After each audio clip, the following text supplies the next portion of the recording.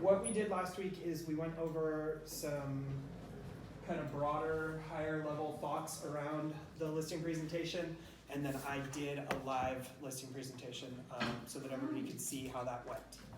This week, excuse me, I don't know why that's so off. This week, I want to break down exactly what steps and what things you want to cover in your listing presentation. And as we do it, did anyone practice? Did anyone do like a mock pretend listing presentation role play? Does anyone feel like ready to go right now if I said go? Anybody ready to take a listing? I've got a hot lead. They're coming in 5 minutes. Anybody ready to take it? Is that a no? I'll take it, but I'm probably not ready. You don't feel ready? Well, guess what? You're never ready. Okay, well that's exciting. I'm super glad that you guys are all ready to go on that. So, yeah, nothing like a class full of students who've done their homework thoroughly. Always what you want. If I told you that I would have paid you $30,000 to do it between last week and this week, would you have done it? Yeah. All right, so do you think you guys have a little bit of opportunity for how you think about practicing in real estate and what you get out of practicing? Yes. Yeah. Any football fans here? No. Yeah. Yeah. What's football? Basketball fans? Yeah, something, any sports at all? Hockey. Right, so for whatever sport it is, right? 99% of what they do and what they get paid for is practice, Yeah. right? When Russell or any of the Chargers, or well, not the Chargers this week, but my Patriots or my Rams, like when they show up on Super Bowl Sunday, like they're not getting paid to play in the Super Bowl. They're getting paid for everything they did leading up to that, right? So if you guys want to get paid big money, I would start practicing like you're getting paid to practice, okay? Because once you get paid to practice, you're going to be a lot more confident. If you know exactly what you're going to do and the steps to do it, you will feel a lot better about making those calls. If you get an appointment, you won't be nervous, right? Part of it is like, oh, I don't want to lead generate because what if I get an appointment? If I get an appointment, I don't know what to say. So I might as well not lead generate, I'll just keep working on my website, right? And then you have the world's most perfect website and no money. So I'm gonna break down the listing presentation into 5 steps and then 1 critical conversation that comes up at a time. So the first thing in a listing presentation is going to be your introduction. You can turn it. All right, so step 1 is your introduction. What types of things are critical in your introduction? And you guys watched me do a live version and I said that was real. So Your name, your broker. Your name. And Okay, you broker. want to say hi? I'm Building so you rapport. want to, okay, so you want to introduce yourself, right? So you actually will have an introduction with your name. Okay. You said build rapport for sure. I'm actually going to save that for a second though. Okay. What else do you want to do in your introduction? How can you really screw it up before you even get started? What's the worst thing you can do? Be late. Be late, right? So you have to be on time.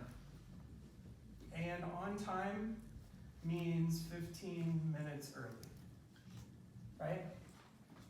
Okay. Do you want to go to the door 15 minutes early? No. No. Don't knock. Wait until you are actually on time. So 1 to 2 minutes before, go ahead and knock. What do you do when they open the door? Take a step back. Take a step back.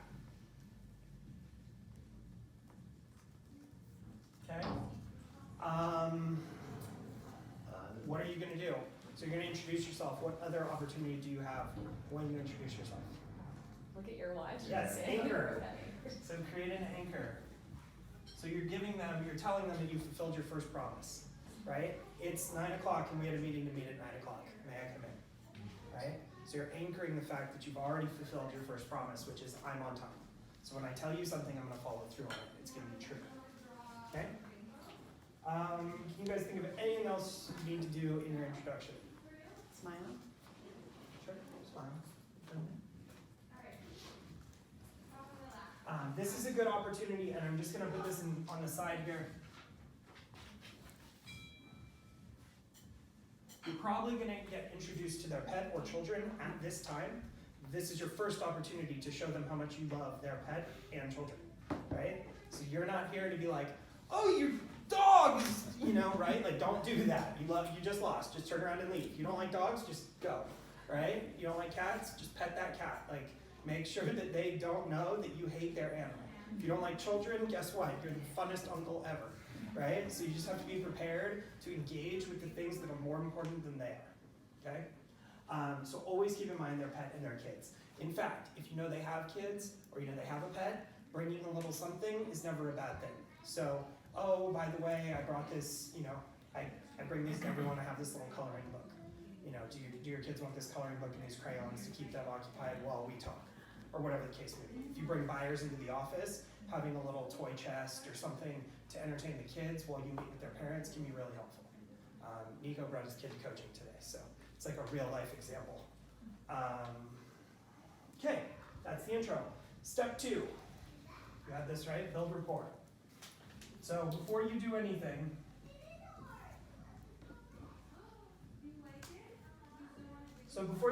you want to build rapport with them. This is your opportunity to connect. Building rapport is going to be the most important thing you do. More important than the comms, your strategy, your presentation, everything else. Nothing else matters if they don't trust you. The way they're going to trust you is going to be 3 things. It's going to be, do they know that you care? Do they think you're competent? First care, second competent, right? And then these things equal trust.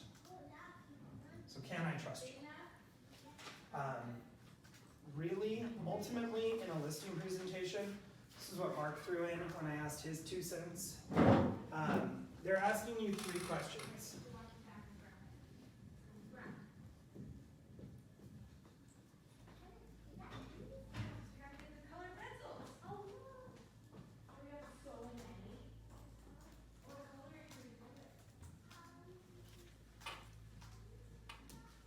So, how much am I going to net, which is a combination of price and cost.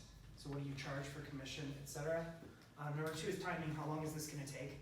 How much time is it going to take on me? How much stress is it going to put on my family and our timing and our obligations? How quickly can I get to wherever I want to go? Or how long can I stay in the house if that's the motivation is I don't want to move right away. And then number 3 is what will you actually do? Right? So the whole goal of all these things is to answer those 3 questions somewhere along the way so that you guys can agree to get your business together. Okay, so here they want to trust you. You're going to ask them things about their family, right? So, you know, tell me about your family, how long have you lived here, what's the story, right? You want to get as much backstory as possible. If you see things around the house that are meaningful to them or that are cool, like somebody was walking through recently at a $9 million beach house, right? They just happened to get into that conversation from a random lead. Are you the guy who buys houses? They do flips. Yeah, great. Where's your offer? Or where's your property? It's on the ocean front. So they're walking through the house. This guy has barely used this house for years, and he sees pictures. He's like, "Who's that with, you know, President Reagan?" He's like, "Oh, that's my parents." So it's like you can build rapport. They sat down in this living room, right, looking over on the ocean front that this guy probably hasn't sat in 15 or 20 years, and they just hung out there for, you know, an hour, just kind of talking. And there's a big deal that's going to come out of this with my friend. So ultimately, you just want to take the opportunity to go through and have those conversations. If they want to talk about the Dodgers, let them talk about the Dodgers, right? Whatever's important to them, let that go on for as long as possible so that you two can just really get to know each other. During this, you want to find out, should they sell? Like, if it were you, right? Put yourself in their perspective. Is it in their best interest to sell? Because there are situations in which it's not. And if it's not in their best interest to sell, and you can help someone keep their home, or you can do something that helps someone make a decision not to move, when that ultimately is the right decision, this is always going to win you the best long-term clients and referral partners. If you help someone who thinks they have to sell their house, not have to sell their house, they're going to refer you everyone they know forever. So pushing that off into the long game is always a good idea. Here is where are they going? You have to sing. You have to sing You have to sing, Crystal. because you're late. Oh, I'm a little too hot. won't, but I'm glad you joined us for this segment. Alright, so where are they going, right? Are they moving down the street? The reason that you're asking this question is two reasons. Number one, you do need to know. You need to know, do they need help finding a rental? Do they need help finding a purchase? Are they staying here? Are they going far away? How's that playing into the timeline? But a big part of this is about money. A lot of times they don't think to use you. Oh, I'm selling my house in Huntington Beach and I'm buying in San Clemente. And then they buy in San Clemente with a different agent. And like, you might have been happy to service that lead on both sides, right? Even if they're moving out of state, we have a network within Keller Williams where we have people all around the country and all around the world. You can get a referral fee off of that. Also, a lot of times people get more motivated to sell when they've found what they're going to buy. So if you can get them on a trip or physically in front of properties that they would rather live in than the one they currently live in, that will generally increase their motivation. Here, while you're building rapport, again, I'm gonna put in pets. So the reason of that is, what's the impact of this sales process gonna be on the pets? Because the pets can play the biggest role in the entire sales process anyway, right? If this person has a dog that they love more than the idea of selling their house, then that dog is gonna stand in the way of selling this property all day long, right? Either they're not gonna show the property because they don't wanna disturb the dog, or they don't have somebody to take the dog, or the house is gonna smell, or the dog's gonna bite someone, or whatever, right? So you have to think about, like, what are we gonna do with the pets and how is that gonna play into our timeline? Sometimes it's better if you can encourage someone to price a property really well or really aggressively because they don't want people coming in and out of their house a million times. So if their dogs are gonna be a big inconvenience and getting them to Aunt Millie's or wherever they're gonna stay during showings is gonna be a giant pain, then let's just do it once. Let's get the property done really well. Let's get the dogs out of the house. Let's get it deep cleaned. Let's make sure it's perfect, it smells right. Let's do 2 open houses at a great price. Let's get 150 people through. Let's get 10 offers and make a decision. And then we only have to deal with your dogs being out of the house for 3 days. That's a lot easier than 3 months of in and out and in and out, right? What's their ideal timeline? So you assume that everybody just wants to sell right away, right? But ultimately you have to know, like, maybe they want to live in the house. Maybe it's a short sale, and if they could stay there for 6 months while you process a short sale, maybe that's a big benefit to them. Maybe their property, they're under contract on a new house in Texas, but it's not going to be built for 5 months. So if they situation. Some people, the barrier to them selling is, I don't know where I'll go. Okay, well, we have some flexibility with that. We can either do a contingency for you to find your replacement property, so we don't even know the exact timeline of when you'll be moving when we get started, or we could always do some type of rent back. So we could lease the property back for 45 or 60 days after the closing. And let's say we have a 45-day escrow. That means even if we started tomorrow, you're not going to be out of here for 3 to 4 months. So that really pushes that timeline off. So that means we're basically at February. If we started today, they wouldn't have to move till June. That's pretty cool, right? So timing, just get really clear on all of that. Okay, so that's everything in build rapport. Does anybody want to role play the first 2 steps? Anybody brave? Yeah? All right, cool. So can you sit here? Yeah. I'll borrow your chair, and can you sit there? I need to borrow your chair. Okay, perfect. So let's role play it right here as if it were real life, and you've just come to the door, and this is the door. Okay. All right, perfect. Ready? So I'm coming in? Yeah, Okay. we'll knock on the door and then we'll go from there. Hello? Hi, I'm your, It's good, see? Good start. All right, so you walk up to the door, knock, you say hi, we have an appointment, my name is, may I come in? okay. Perfect. Hi, I'm your, Hello? hi, I'm Corey. Hi, Corey. We had an appointment today at 3 o'clock. May I come in? Absolutely, come on in. How's your day going? Excellent, how's yours? Pretty good. Can I get you a cup of water? No, I'll be okay, thank you. Okay, perfect. Well, do you want to take a look at the house, or should we sit down Yeah, and chat? let's have a seat first. Let's talk. All right, cool. So, how long have you guys been living here? We've lived here on and off for the last 15 years. We actually had a different property and leased this out for a little while. Moved back in here about 4 years ago. Okay. Are you motivated to, or? See, it's hard. How do I, what would I lead off with then? So, does anybody else want to try? Does anybody What's your feel- timeline Can I look try? like?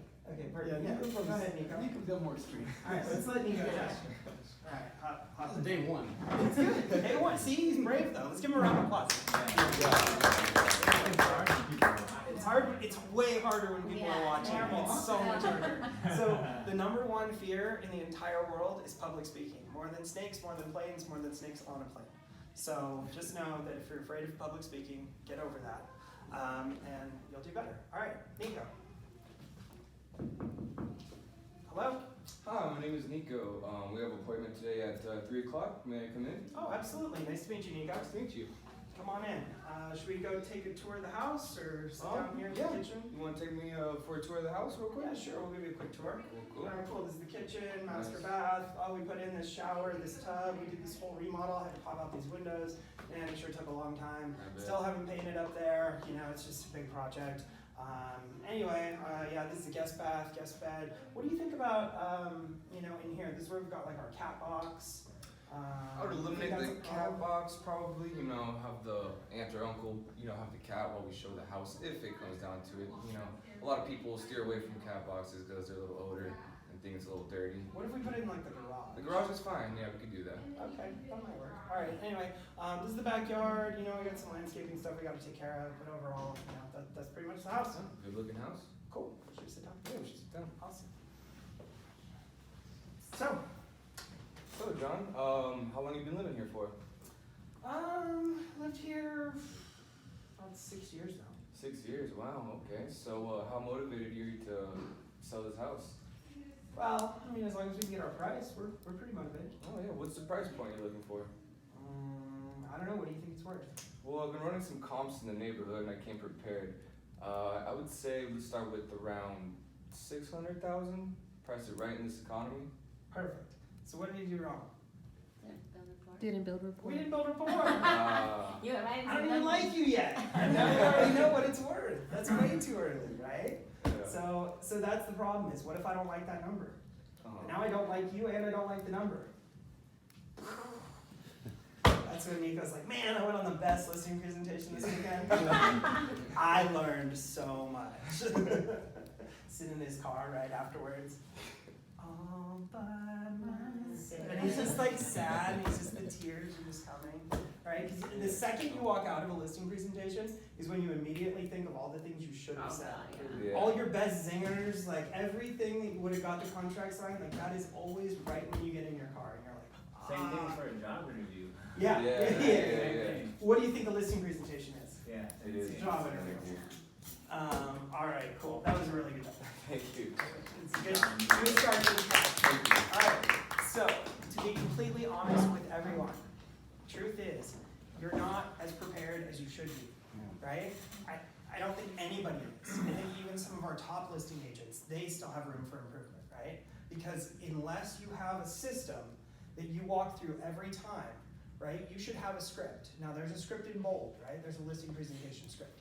Pretty positive that I don't know anybody in Orange County who uses that script word for word every single time.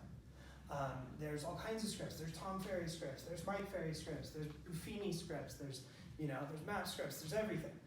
The reality is you need a script and it should match what you want your presentation to be. So that's why these types of things are going to help you lay out your own script that you can work from.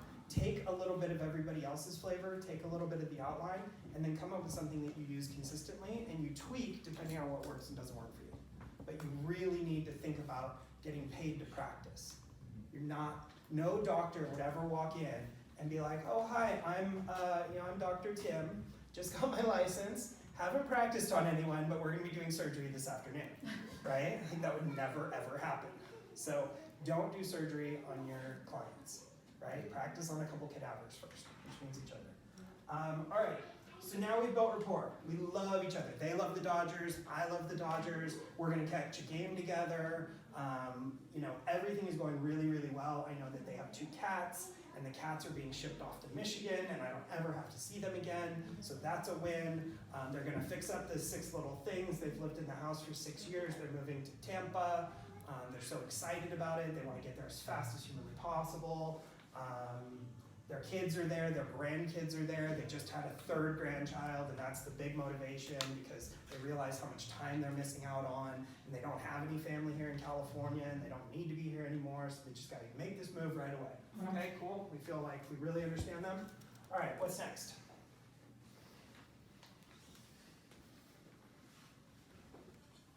Any guesses?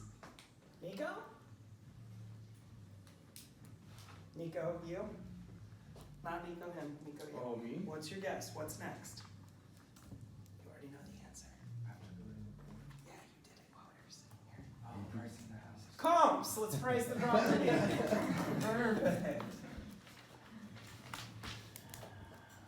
Okay, so the next thing we're going to do is we're going to go over the comps because now we love each other. So now it's just a matter of pricing and getting property sold, which is the easy part. Okay, so the first magic question that you always want to ask is, what do you think it's worth?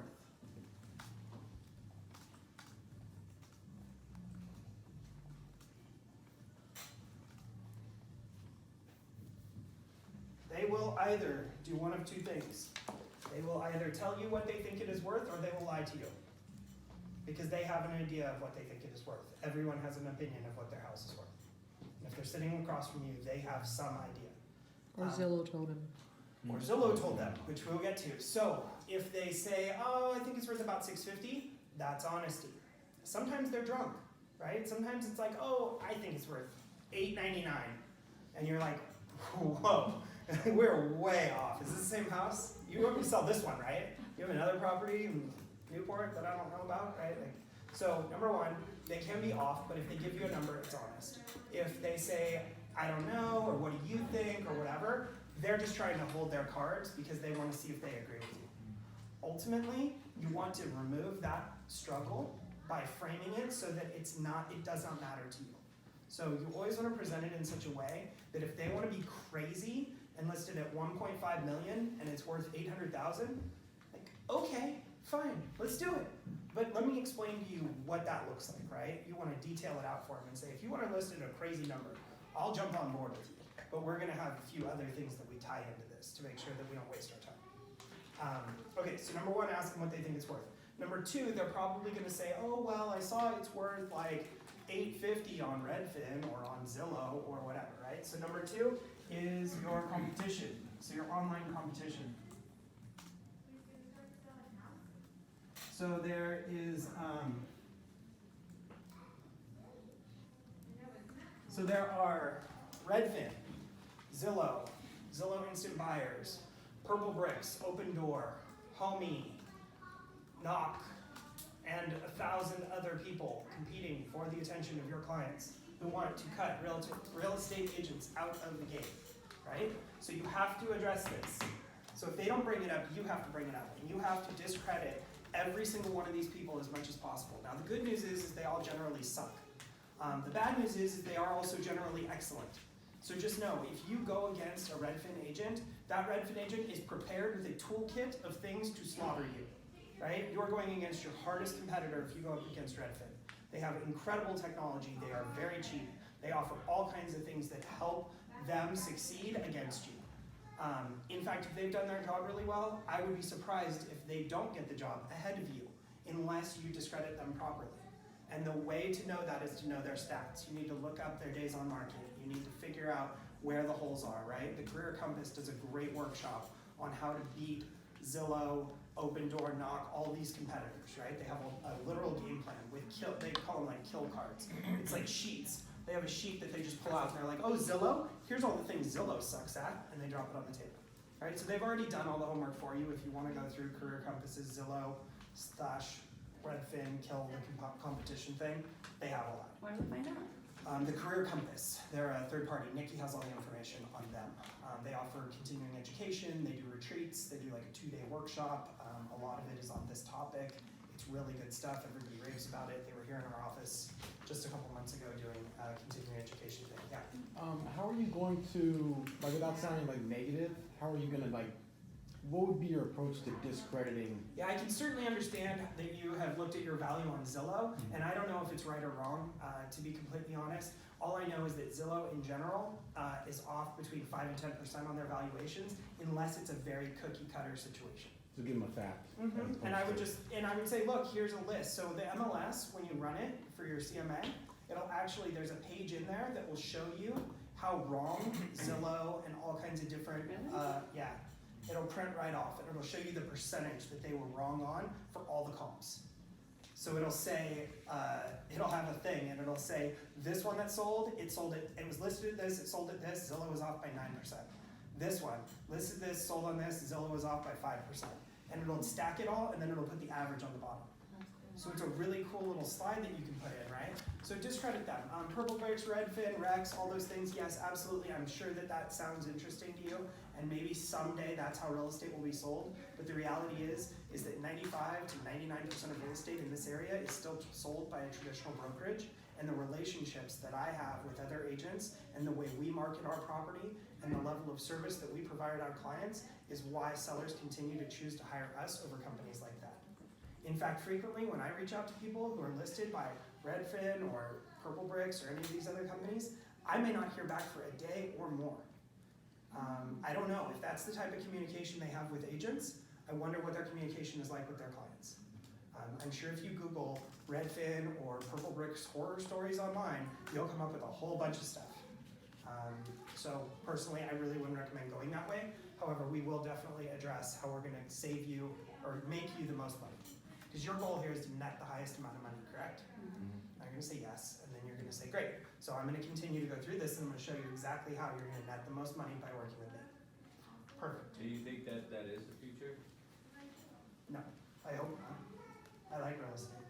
I don't want to work for Redfin. But if it is the future, I'm sure I'll have a job there. I may not like it, but we'll see. Gary Keller has a big bet that that's not gonna happen, so let's stay with the bet. Next question, overall market, right?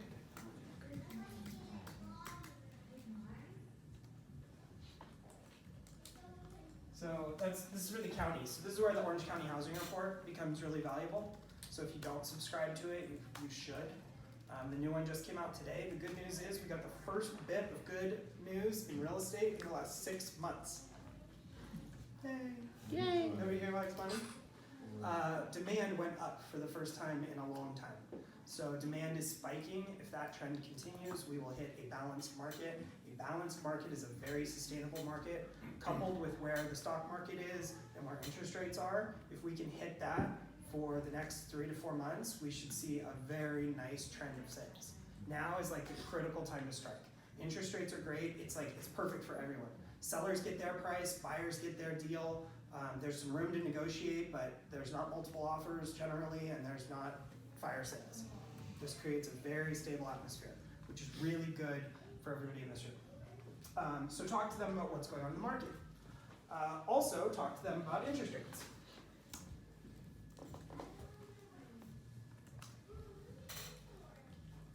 This would be a good time to also mention that by working with you, a buyer has the opportunity through Keller Mortgage to save thousands of dollars. On average, in our area, we're saving about $7,500. My client who closed last week saved over $9,500 by working with Keller Mortgage. That's real money that can go towards the purchase of this property.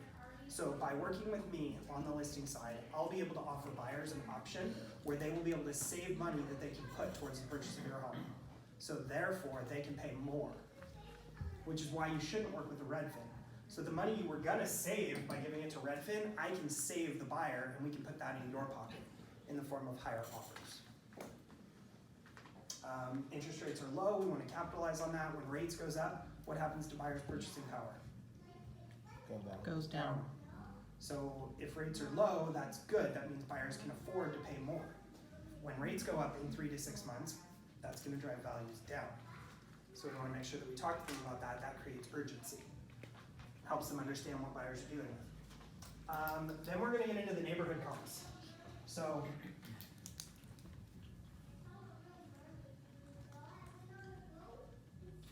the neighborhood comps, you're gonna say, I'm sure you're familiar with what's going on in the neighborhood, right?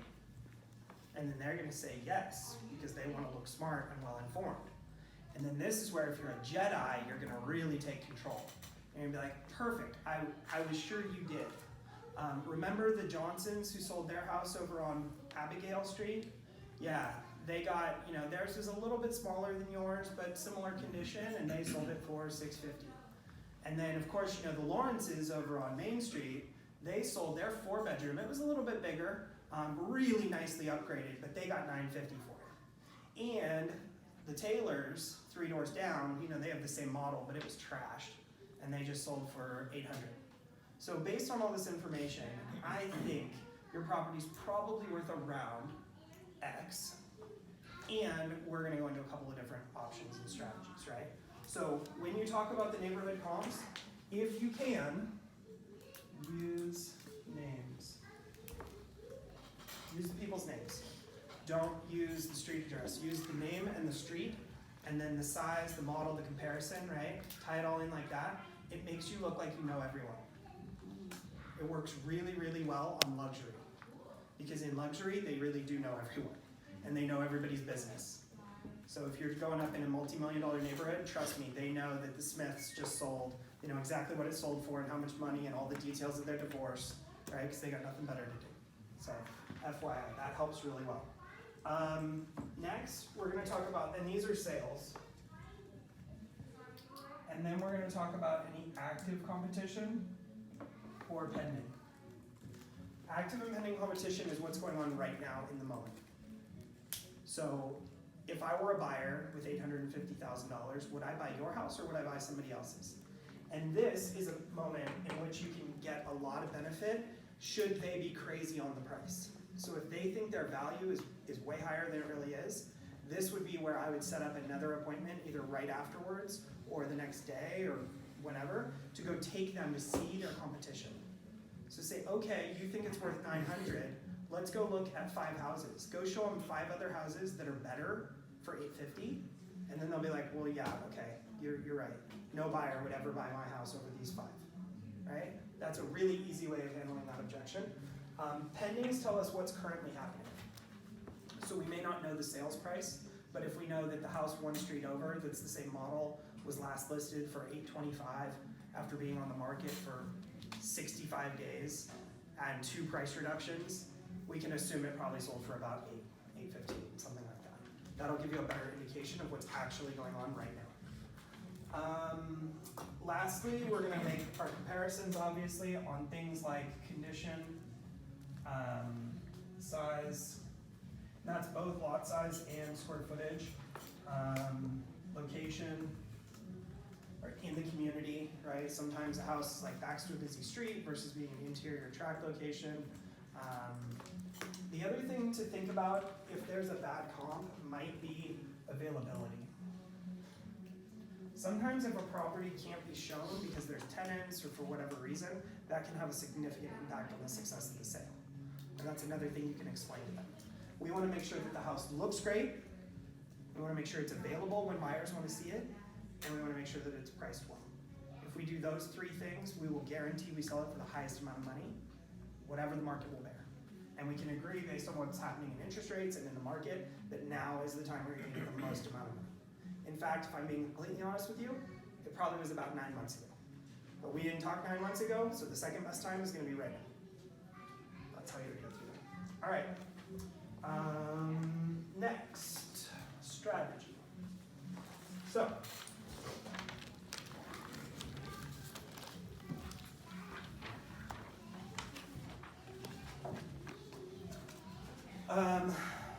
based on all of this, we can agree that we think the house is worth about $825,000, right?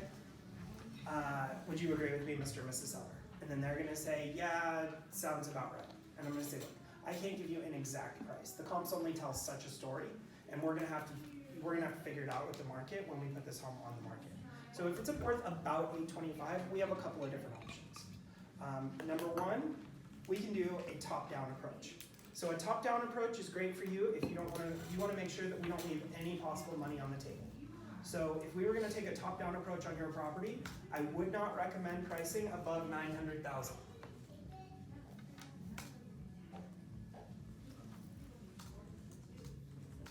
Meaning, I would really like to price it at $899,000 or less. At $899,000, I don't think it's gonna get a lot of interest, to be completely honest, and I think it's probably gonna sit on the market for a week or two with no offers. If we get any offers, they'll probably be what you'll consider a lowball offer, and ultimately, we're gonna need to reduce the price at least once, maybe twice, maybe 3 times to hit our goal. This whole process is gonna take between 2 to 3 months, depending on how quickly we adjust to the market. And when we do finally find the winning buyer, we're only gonna have one. Meaning if we get 2 or 3 weeks into escrow and they decide they don't like the color of the walls, they're gonna back out. We're gonna be left with nothing except the stigma of having fallen out of escrow. We're gonna have no buyers to go back to. We're gonna have nothing to hold them in place to make them feel good about that. Does that make sense to you, Mr. and Mrs. Seller? And then you're all gonna say yes, that makes sense, right? Okay, so that's the top-down approach. We can start at any number you want, up to 900,000. If you wanna price it above 900,000, okay, fine, I'll do it, but I'll be honest with you, the only reason I'm doing it is to potentially find a couple of buyers and put another sign in the yard. I really don't think it's gonna sell above that. But if you wanna price it at 950, I'll take it.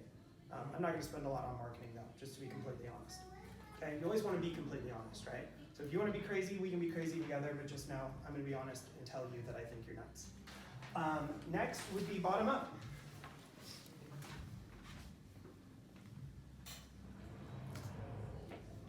So, in a bottom-up approach, we would recommend pricing this property at $799,000 with an ideal goal of $825,000.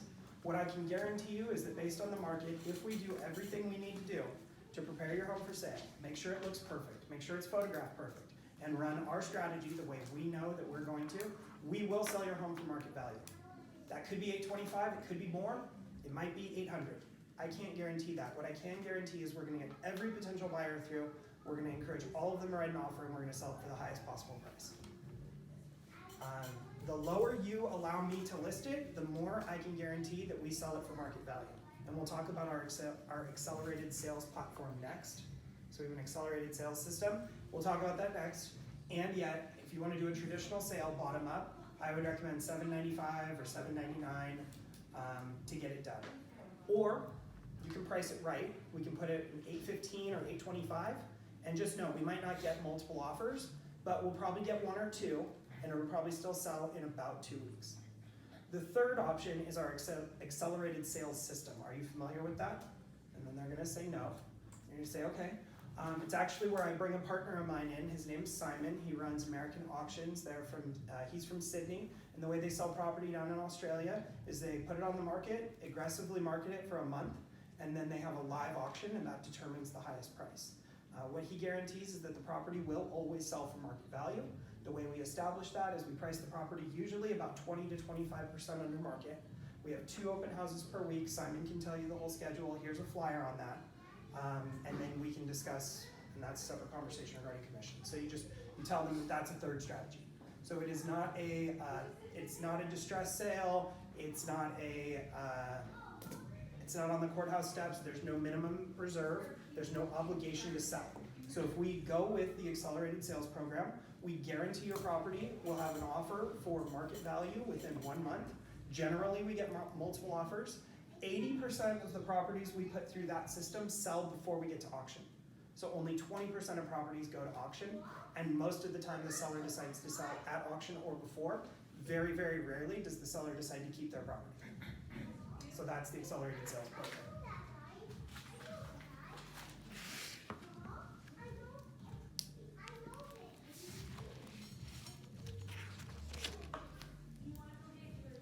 So Simon Polito works with American Auctions. He helps out agents in our office. If you bring him on the listing presentation, he is fantastic. You generally don't have to talk a lot.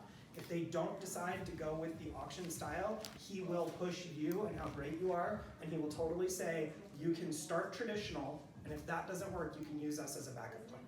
So he is a great resource to help with our office. He's in here 1 day a week, starting next week, doing lead generation with us.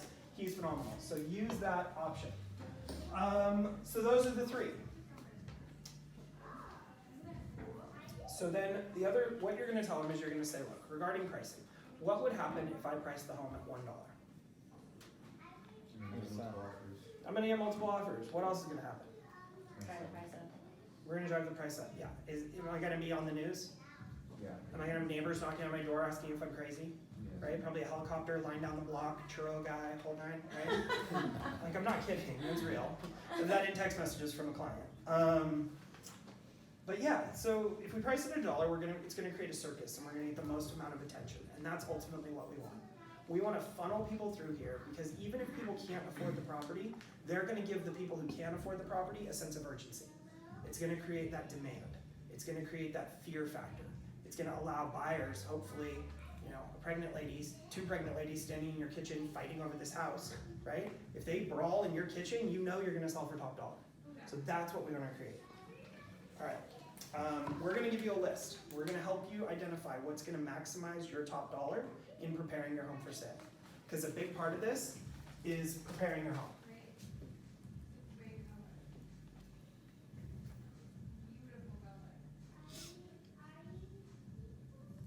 Mr. and Mrs. Seller, I'll be honest with you. I would be happy to take the listing tomorrow and get going. So if you tell me that you're comfortable turning over your property to my team tomorrow, we'll get started tomorrow. In the meantime, I'm gonna give you this list and you tell me how long it's gonna take. On average, it takes our clients about 10 to 14 days to prepare the property ready to sell. Things we recommend are fresh flowers, new bright colors in the flower bed, paint anything that needs painting, touch up anything that needs touching up. If you have a loose doorknob that you've been meaning to fix for the last 5 years, tweak that doorknob, get that fixed, right? Make sure nothing squeaks. We don't want you going and doing any major remodels.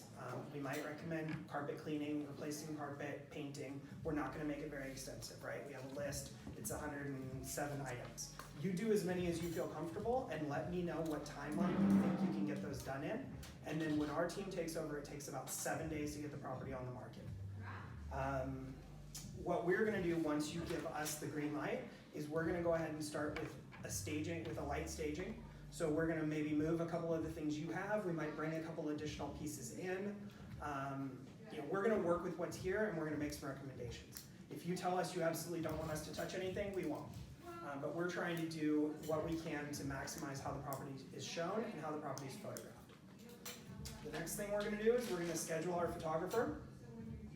Usually takes about 3 days lead time. He's gonna come in and it'll probably take him 24 to 48 hours to get the photos back. Once we have the photos back and we know that the house is ready to go, it looks beautiful, it's ready to go in the MLS, and everything else is 100% dialed in with no surprises, we'll input the property on the MLS on a Wednesday. So, next is preparing. So, staging, landscaping, photos, repairs. So once we do all that stuff, we'll input the property into the MLS. This is where you get to trash Zillow again. So then we spend the next 24 to 48 hours cleaning up the internet, because every website, Realtor, Zillow, Trulia, they're all gonna get it wrong. They're gonna screw it up. No matter how good we do on our end, they're gonna screw up everything. They're gonna mess up the pictures. Then you have old home data, old pictures. You're gonna call me freaking out at midnight. Oh my God, everything's on the internet's wrong. Don't do that, don't worry. We know that's gonna happen. We're gonna spend the next 24 to 48 hours cleaning all that up. It's gonna give people plenty of time to see the correct information prior to our open houses. We're not gonna allow any showings until the first open house that following Saturday. At that open house, we're only gonna be there for 2 hours, not 3.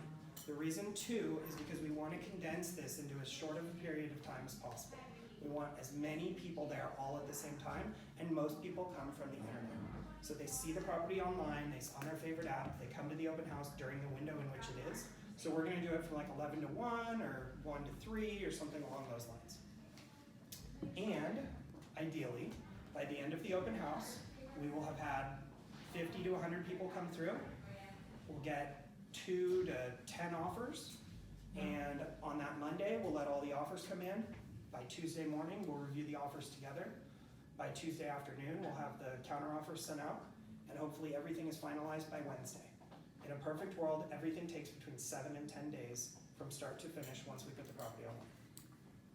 Make sense?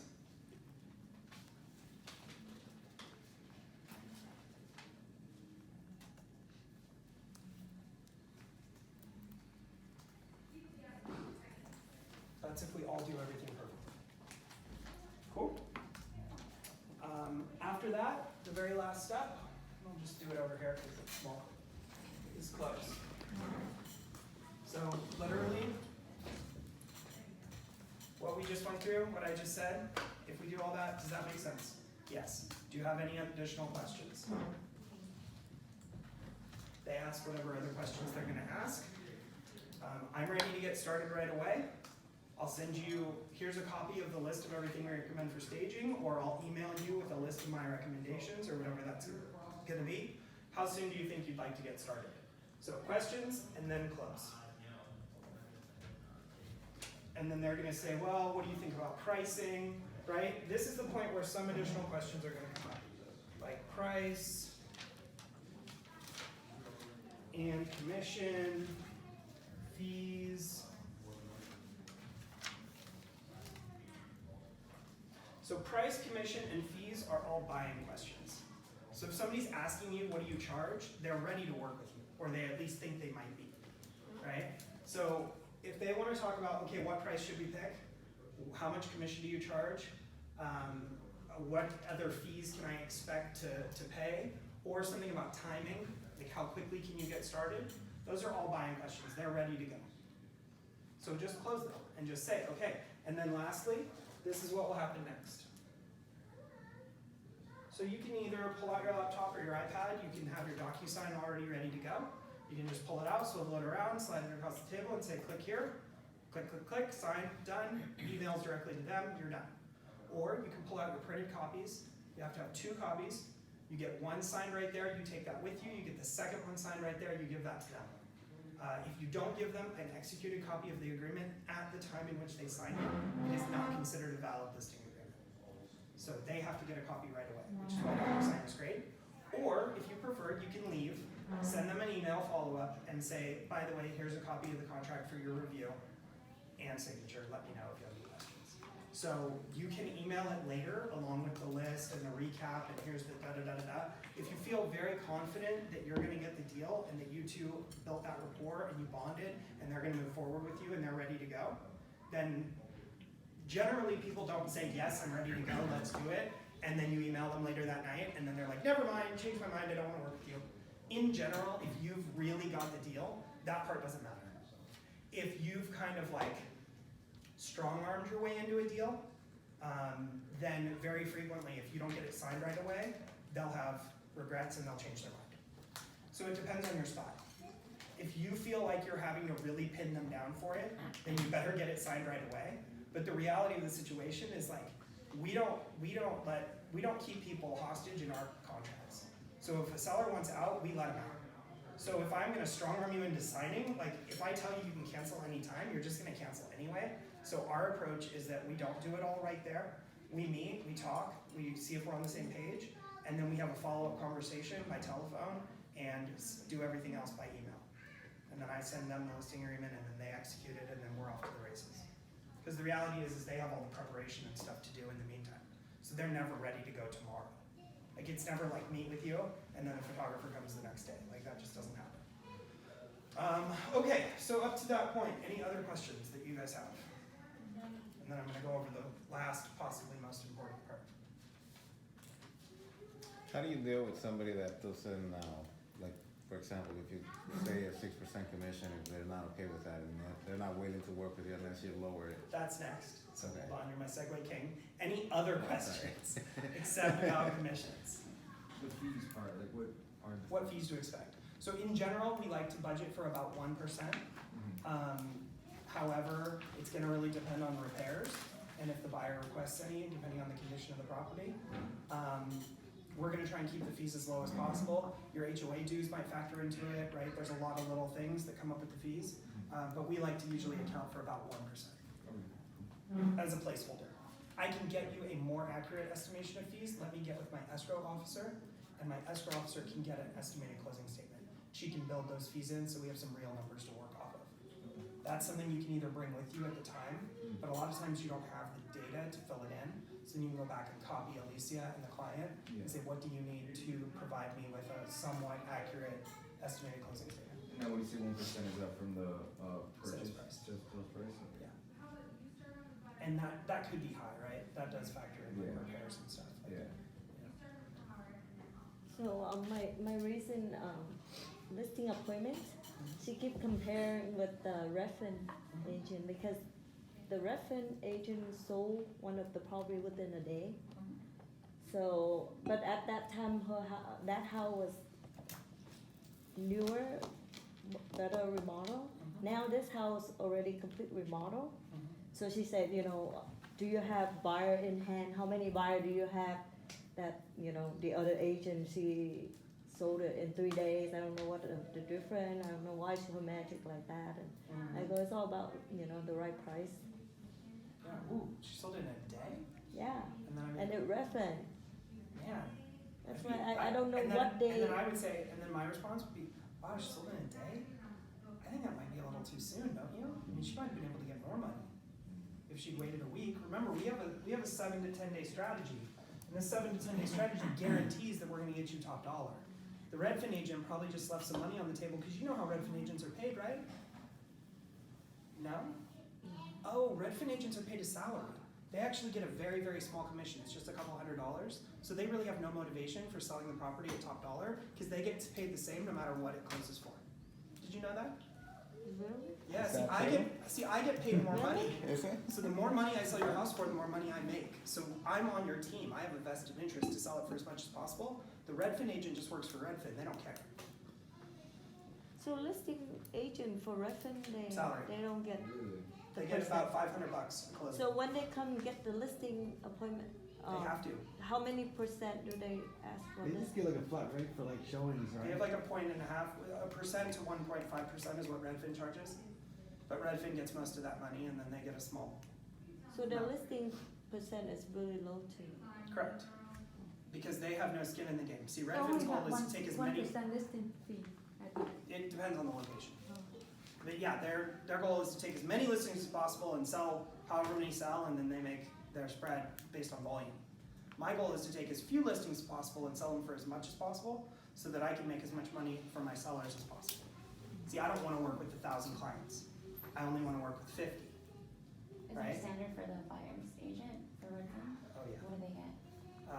Their percentage, they get paid hourly. What? Yeah, they're paid So hourly. what if I went and there was a a Redfin listing and I brought my buyer? Oh, that's offered in the MLS. Yeah, that's Yeah, standard. they So offer usually they the- pay 2.5. Okay. Yeah, they pay out fine. It's just the list side of it that So they they discount. have no motivation. Correct. See, there's always a way to spin anything against anyone.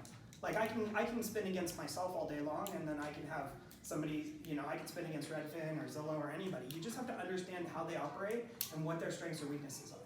It's like if somebody tells you they're working with the neighborhood expert. Oh my gosh, really? Yeah, she's been working there for 25 years. I think that's really concerning. Why? Well, what motivation do they have to sell your property? They probably have 3 or 4 other listings in the community, right? Yeah, they told me how many listings they have. Okay, so when a buyer comes into your listing, don't you think they're gonna take them to that property they've had on the market for 3 months? Because how much do you think that person is breathing down their neck? They know that you're not gonna be breathing down their neck for at least 60 days. So they'll probably take those buyers, they'll use them to sell one of their other listings, and your property is not gonna be their priority. See, I guarantee you that I will not take another listing in this neighborhood until your property is under contract. And then I'm gonna expect that you will go with me to all your other neighbors, and we'll write a letter saying what a great job we did, and I'll use that testimonial to get the next listing. But I'm not gonna take another listing to compete against you. That wouldn't be right. Neighborhood expert, dead. Or you Next. can just flip it over against you too. Next. Right? Yeah. And then the neighborhood expert can say, I have 6 listings in this neighborhood. When we do open houses, we're gonna do them all at the same time. Do you know how many buyers are gonna be interested in coming when they see that there are 6 open houses all in the same neighborhood? Whatever. There's a script for everything. All right, who wants to talk about commissions? Right, this is an important part. Yeah. So notice that there is no part in this whole script that goes over commissions. Why? Yeah, that should be good. Because if they don't ask, we're not talking about it. It is not a factor in my presentation. They do not, if they don't care, I don't care, right? What's the saying? If you have to ask how much it costs, you can't afford it, right? Rich people, people who pay for value, they don't walk up to the price, they don't price checking at Macy's. They take the pile of clothes up to the front register at Neiman's and they drop it down along with their credit card and they say, charge it. They don't care, right? So if they don't ask about what it costs, do not bring that up. If they bring it up, then you have that discussion, right? So there's a couple of different ways you can do this. So number one is you can run a program that talks about your flexible commission structure. Kind of like how they price things at a car wash. In fact, you could take it to another level and actually price things like they do at a car wash. But this is the way that Daniel Beer does it, and he has sold a lot more houses than I have, so I really like his way. So,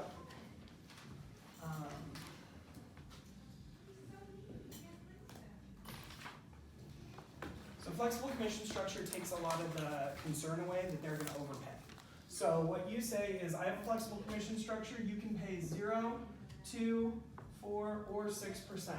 The way this works is that if you list with me today, and then one of your neighbors, friends, family, someone from church, if they decide they want to buy the property, if you want to cancel the agreement with me and sell it directly to them and have no realtors involved, I'll charge you 0%. No agents are involved. You just take the listing back, no big deal. I certainly would never want to be paid for work that I didn't do. 2%. The way you pay 2% is, let's say you find that friend from church or work and yet you still want me to represent you. So you don't want to go unrepresented. I'll represent you on your side if you have a friend or someone that you know who wants to buy it for only 2%.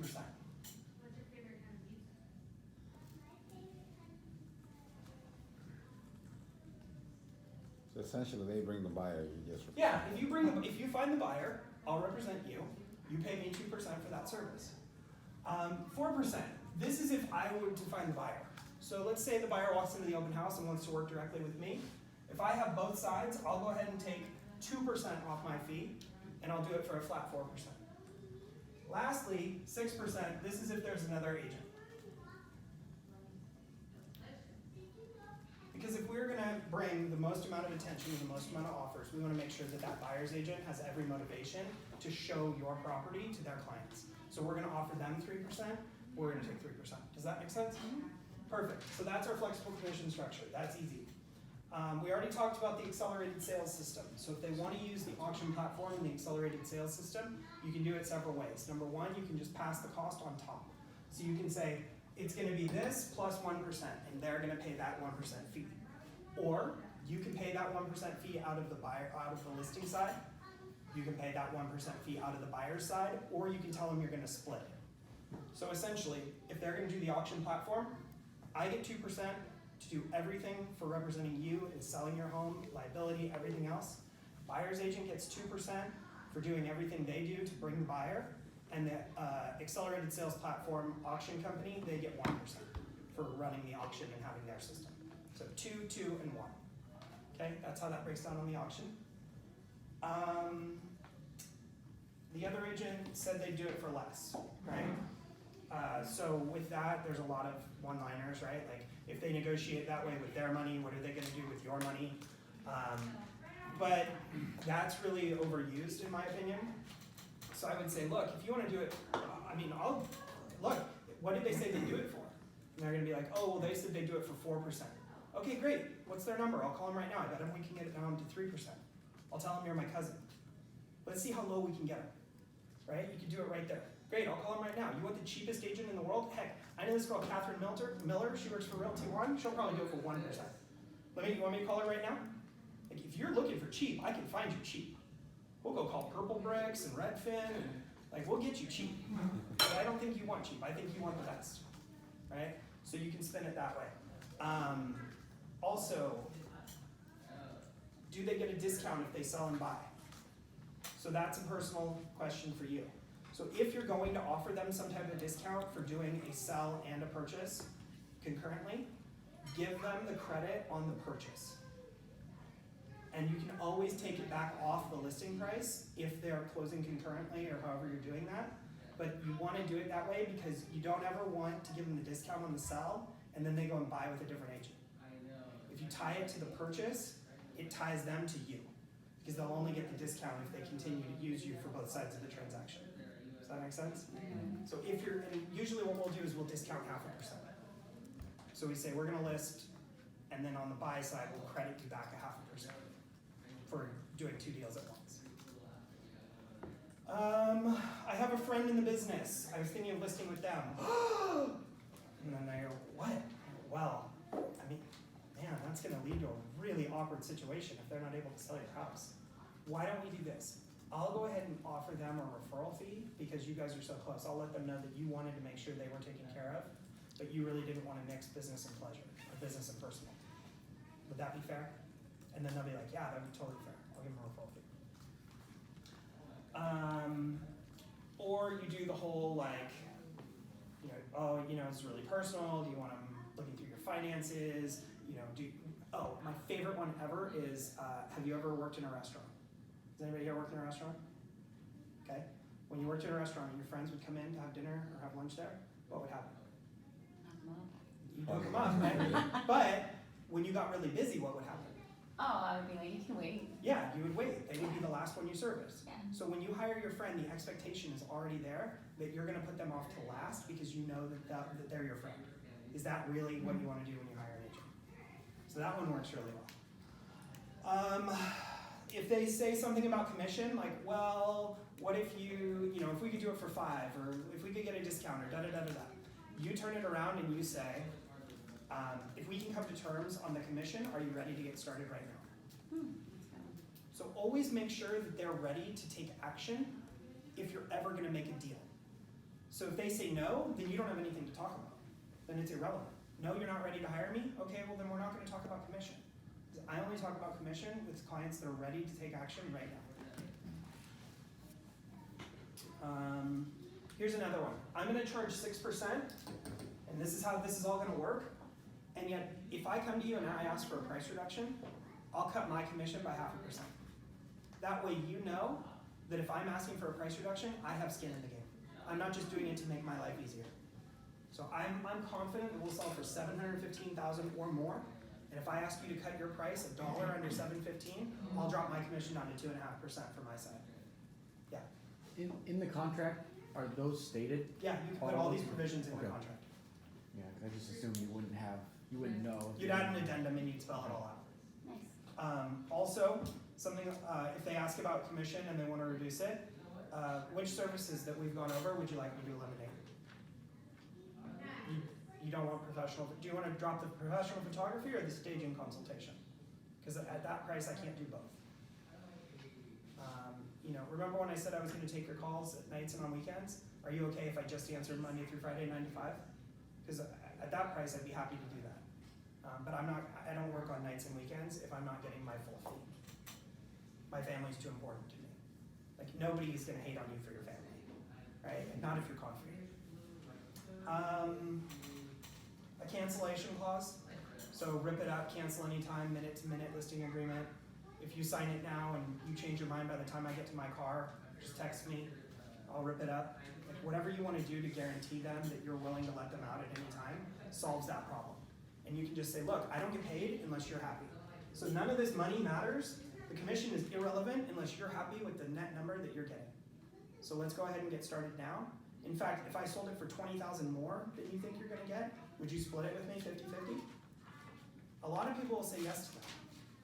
So if you think you can hit a home run on it and it's a very hot price point and a hot property, I would totally throw a clause in there for a split.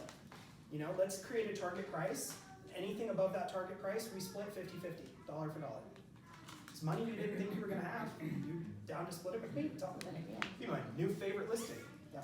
What if they say, well, if I could cancel any time, why would I have to sign this at all? Legally, in order for me to get started working for you, I need to have it signed. Yeah, that's all part of the process. I have a question about that. What if you start working on it and doing all the advertising and spending money on it, So and then all of a sudden they cancel it? Depends on how confident you are. So you remember, step number 2 is build rapport. So is this person a scumbucket? Okay. What is their benefit to doing that? You can put a cancellation clause in there that if they cancel ahead of X number of days or whatever, that they reimburse you for any documented marketing expenses. So what's your exposure maximum? $1,000? So to take the listing and pride yourself on the service, and you talk to them, you know they need to move, you know they really like you. The only reason they're gonna fire you, and you put it that way, you're like, you can fire me at any time. If you think I'm not doing my job, if I'm not answering your calls, if I'm not being proactive, if I'm not doing what I said I would do right here, fire me anytime you want. But I'm gonna tell you exactly what I'm gonna do, and then as soon as you sign that, I'm gonna go get to work. And I'm gonna let my work demonstrate my worth. Okay? You could guarantee the sale. So you could say, I will guarantee, I think it's worth $715. Worst case scenario, I will guarantee the sale of this property at $675,000. So if it doesn't sell, we'll buy it. You don't say that unless you can afford to buy it. Only do that if you have an investor that's giving you permission to do that. So work with one or two really good investors who will give you authority to make that type of guarantee on their behalf, knowing that there's enough spread in the property, and it may not be $675 on $715, right? It might be $600. You could also walk in to a listing presentation with that investor's offer in hand. So every listing presentation you go into, you just say, hey Jimmy, what would you pay for this property cash sight unseen? Jimmy throws out a really low number. You walk in and you're like, congratulations, I already have the first offer. Bad news is you're probably not gonna like it. Good news is it's a start. And it's all cash, and I can have the money to you within 24 hours. So I have $650,000 of cash right here, or in 7 to 10 days, I think I can get you $715. So great. Speaking of investment, I was looking at the cloud CMA, and I was doing a CMA for my property, and when I completed the CMA, it actually, I don't know if you're aware, but it gives you a prompt saying that there's investors interested in buying properties like that. Is that accurate? Is that something that you've done, or anyone that? It's pretty accurate. There's investors for everything. Okay. At the right number, right? And if you look at what the fair market value is and you take a percentage off, there's usually somebody who will buy that thing cash because they know they can flip it. Would you recommend doing that and then coming out with an offer when you walk in? In some cases, I would talk to the investor. Yeah. Okay. Like I would figure out what their spread is, right? They all have different terms and product that they're looking for. Some investors won't touch anything above $1 million. Some only want luxury deals. So you have to know who your people are so you can go get the cash. The good news is when you make that deal, that cash isn't due. That cash isn't due till closing. So you can actually contractually, legally lock properties up and then wholesale them, which means you assign the contract to a buyer and you make a spread. So you could lock a property up for $650, sell that contract for $700, right, and make a $50,000 spread on the deal if you wanted to. You could find who the cash buyers are in your specific neighborhood for that listing. Don't give them ideas right now. Oh, sorry. It's a very advanced move. Don't confuse them. Sorry. And then the last thing, and I'll end on this. Sorry, we went a little long. I'm glad we did. I think it was good. The last thing is when they say, how much do you charge? All you have to say is, I charge X, and then stop talking. So everything that I just went into, do not go into if they don't continue down the conversation. Asking how much you charge is not an objection. Most people, they say, how much do you charge? And you go, well, I charge 6%, but I mean, I really like the color of the paint, so I do it for 5.5. 2.5 really, that goes to the buyer's agent, but we can give them less, so now we're down to 5. And if it sells in the first 14 days, I'll cut another half a point off, and if you buy with me, so basically like 3%. And like that wasn't what they said, right? Your insecurity is coming out, and you're talking your commission into the trash. So all you have to say very confidently is for everything that I've just described, the total expense is 6%. This is how it breaks down. I never want to be paid a dime that I didn't earn. So I want to make sure that all of my compensation is in alignment with what I did to sell your property. That's unfair? And they're going to say this. So you're saying 6%, and then you're telling them the breakdown after Yeah, that. this is my flexible commission schedule. Good. Should you fire me and you sell to your friend, I don't want to be paid. If you want me to represent you in that scenario, I want 2%. I'll take a point off. If I represent both sides, I don't want a full 6%, that wouldn't be fair. And if the other agent brings a buyer, only fair that I get my full fee and they get theirs. Or on this, you can take 3.5 and you can give 2.5 away and say that you did more work as the listing agent. 2.5% is very standard for a buyer's agent. Here's the list of all the properties in the area. You can see they're all offering 2.5%. Let's give them 2.5%, I take 3.5%. Gives me a little more marketing money, right? Something like that.